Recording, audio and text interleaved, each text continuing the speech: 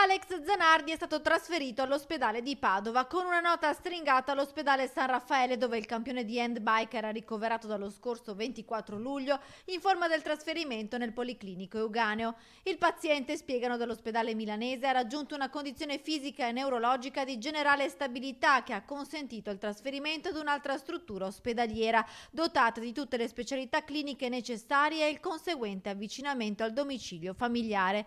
Alex Zanardi sta lottando dal 19 giugno, giorno in cui è rimasto vittima di un drammatico incidente mentre era a bordo della sua handbike e stava affrontando un percorso nelle vicinanze di Siena.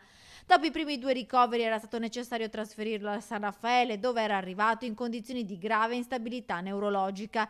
In questi mesi il pilota 54enne ha affrontato dapprima un periodo di rianimazione intensiva, quindi un percorso chirurgico per risolvere le complicanze dovute al trauma e per la ricostruzione facciale e cranica. Ora sta affrontando una lunga riabilitazione e, dato che le sue condizioni neurologiche sono stabili, i medici del San Raffaele hanno consentito il trasferimento a Padova. Zanardi e la sua famiglia infatti hanno una casa 90 padovana, in questo modo la moglie Daniela e il figlio Nicolò potranno seguirlo più da vicino.